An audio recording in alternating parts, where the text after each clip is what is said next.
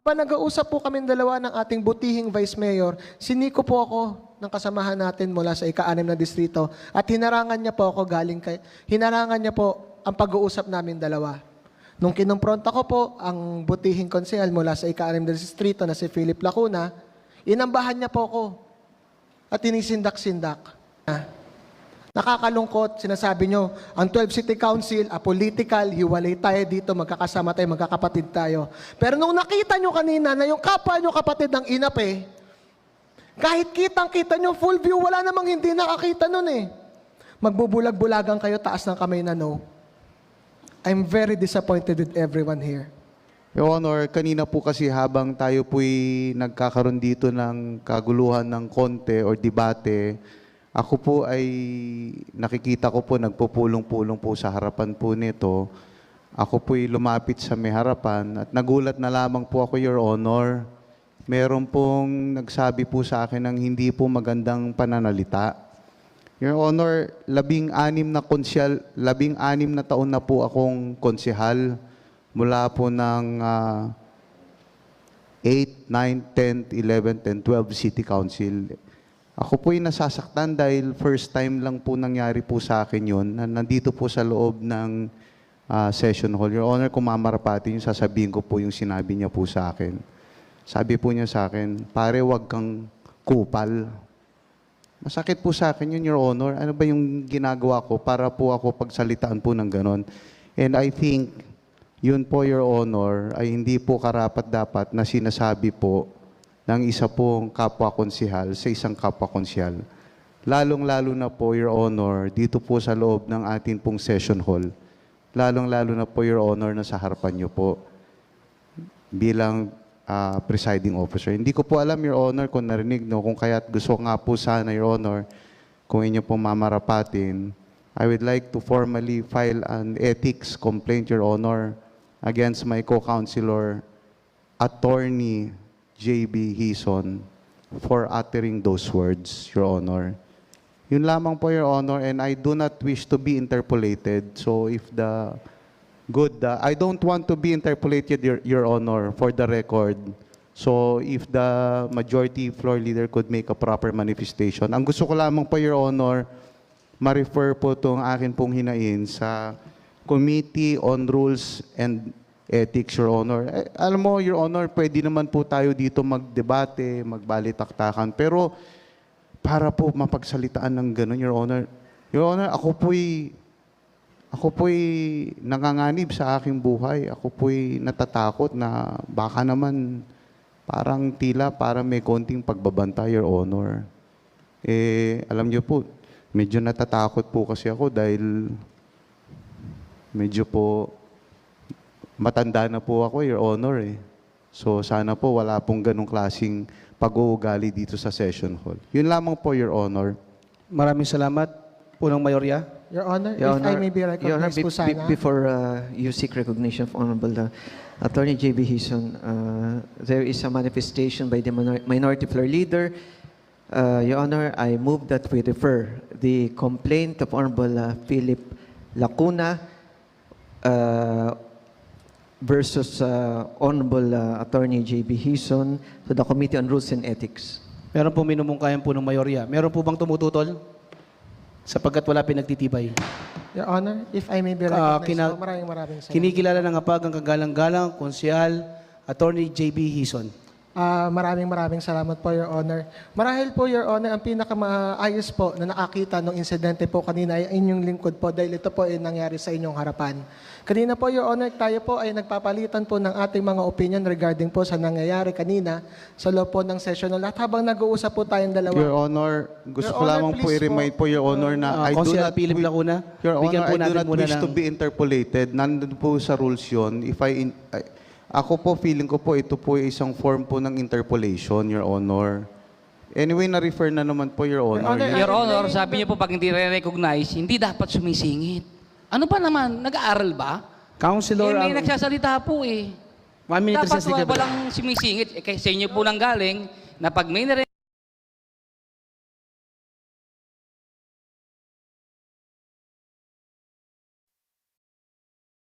Your Honor, if I may exercise my personal and collective Kinikilala privilege ng po. APAG ang kagalang-galang Konsehal Attorney J.B. Hison.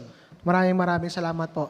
Nakakalungkot po yung pahayag po ng ating kasamahang konsehal galing sa ika-6 na distrito na mukhang ako pa po ang pinapalabas na ng bastos po dito sa loob ng City Council.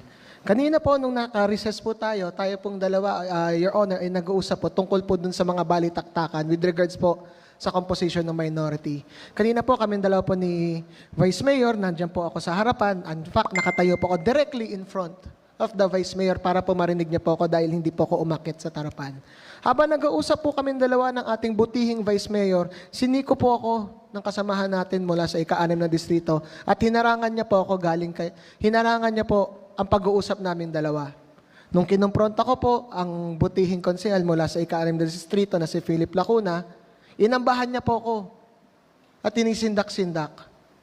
Your Honor, ako po, Your Honor, nanahimik na lang po ako ng mga panahon na yon. In fact, nakita nga po niya ng ating Majority Floor Leader at sinabi ni Majority Floor Leader, wag mo nang patulan, kita mo naman emotional na. Ako po, naiintindihan ko po ang sitwasyon ngayon ng ating butihing konsehal sa ika-6 na distrito dahil may kapatid din ako. Lahat po gagawin ko para ipagtanggol yung kapatid ko, kasamahan niya dati si Konsehal Joe Wilson, kakambal ko. Promise, naiintindihan ko po kung ano po yung dali ng emosyon na umiiral po ngayon dito po sa Tav City Council dahil lahat tayo dito magkakaibigan. Pero nakakalungkot lang po na ako po yung binastos kanina pero ako pa po yung finailan ng ethics complaint at mali naman po yata yun. Kitang-kita niya po, Vice Mayor, kanina kung ano Yes, ang kitang-kita ko, nangyari parang kanina. nagalit nga kayo kanina. Yes po, kasi po siniko ko kanina at sinalya po ako, tapos sinindak pa ako. Ngunit nanahimik na lang ako lumayo dahil mas importante po sa akin ang kaayusan ng 12 City Council noong mga oras na yon. Ngunit nakakalungkot po na sa ganyan po siya resulta. At sa akin lang naman po, ang ginawa rin po sa akin kanina ng butihing Konsehal Philip Lacuna, nung nandun po kami nagkasalita sa inyong harapan, I believe is also conduct and becoming of a councilor of this City Council. Kaya I am also manifesting that I am also filing a counter-charge and an ethics complaint against the good councilor po. And I hope that the good majority floor leader will make the same manifestation that he made earlier for the good minority floor leader. Thank you very much po. Maraming salamat, Councilor Attorney J.B. Hison. Punong Mayorya.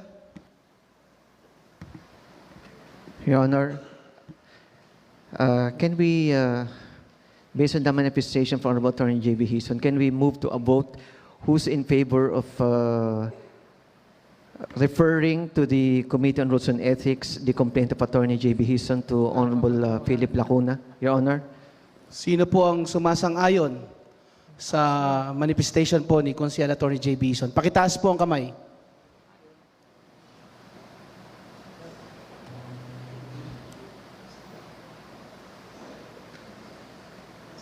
Seven. At sino naman po ang hindi sumasang-ayon? Pakitaas po ang kamay.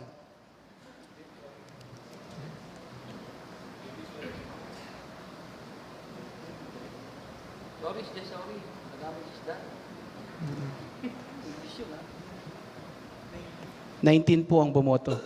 Kung sa ganun po, ang nagwagi po sa botohan po ay ang hindi pagsang-ayon po sa inyong manifestation. Your Honor, if I may just continue my personal privilege, Your Honor, then I will yield. I will yield.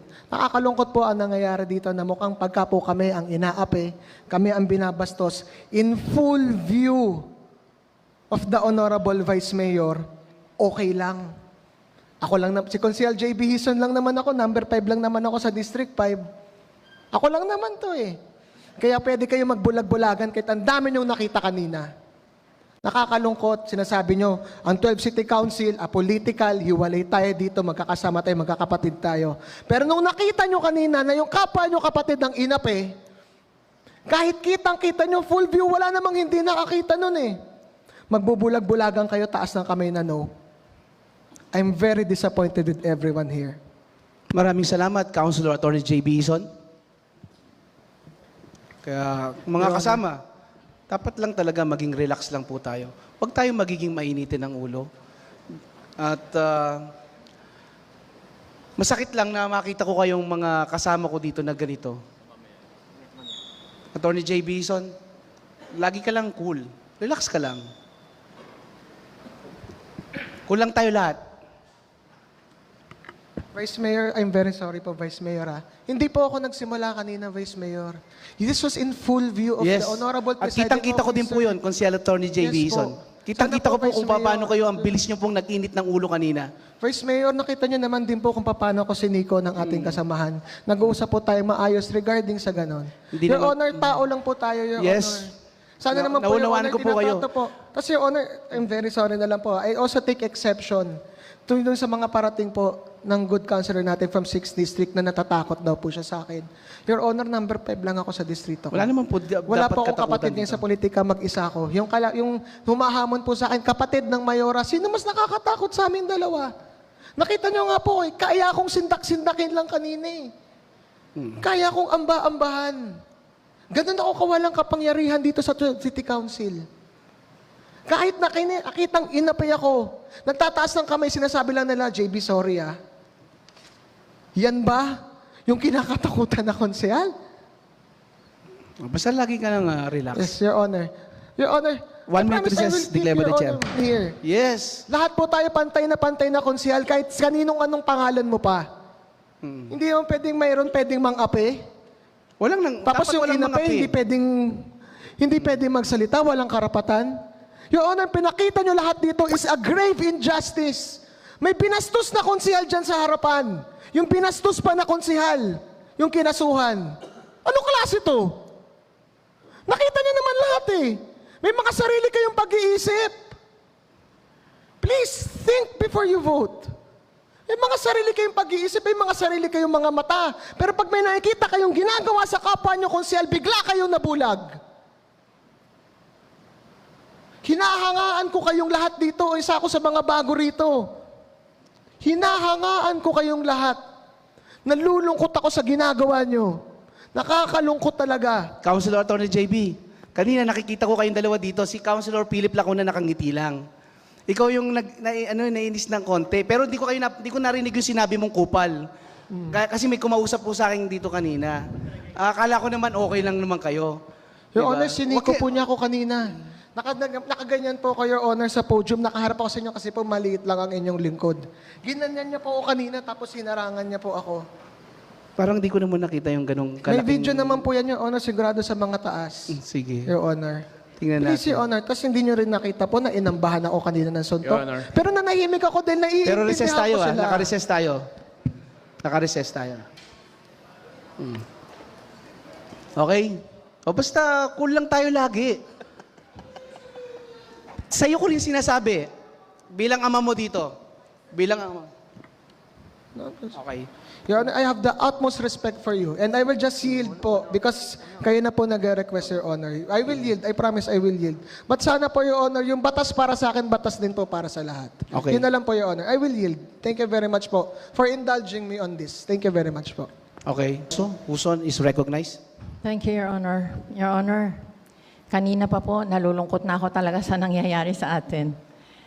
Sabi nyo, dapat cool lang tayo. True. I really try to keep my cool, Your Honor. Pero minsan, hindi natin masasabi talaga. Kapag tinatapak-tapakan na yung karapatan ng isang tao, talagang papalag at papalag, Your Honor. Hindi mo talaga masasabi. Ngayon, kanina, nandun ako sa tabi ni JB when that happened. Akala ko talaga, magpapang-abot sila, magsusuntukan. Tinanong ko si JB kung sinabi ba niya yung word, kasi hindi ko talaga narinig yung sinabi. Pero inamin niya, sinabi niya. Kasi nakita ko, nung madunggol siya, may humatak lang kay kagalang-galang Konsehal Philip Lacuna. Kaya hindi sila nagpang-abot, Your Honor. Ang ibig kong sabihin, Your Honor, sana naman, even if you have the numbers, Your Honor, sana po, tingnan nyo na rin naman kami kahit paano. Yun lang po, Your Honor. Thank you. Maraming Ngayon lang po ako magsusumbong sa iyo bilang ama ng konseho. Your Honor, ang tanging adikain, ang adikain lang ng mga minority ngayon ay mapakinggan ang paliwanag kung bakit hindi sila naimbitahan noong nagawa ng sesyon. Yun lamang po walang paliwanag eh. Sinasabi calamity, the more na kailangan ang bawat isa sa amin na nandoon ng ang tinatalakay ay calamity. Pero ito'y nasamahan ng paghihiwalay ng committee. Wala po sa kanila. Aminado po sila. Natatanggalin ang mga chairmanship ng bawat committee. Tanggap po yun. At tanggap ng bawat isa. Marinig lamang po at sana sa susunod ay maipaliwanag ito nang hindi na tayo ganito at nakakahiya po sa mga manonood at sa ibang sumusubaybay na sana po ay matapos na ito at maipaliwanag sa kanila na ganito ang nangyari. Kung ako po ay gagawa ng isang pelikula na satiriko, isang satire, ilalagay ko po at isasalarawan ko po ang sesyon na nangyari ay ginawa sa ilalim ng tulay. So sana po ay hindi ganoon mangyari.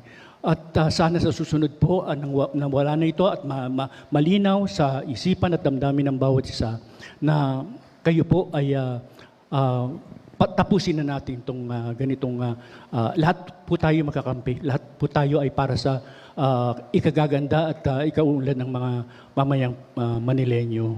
Maraming salamat po. Thank you po.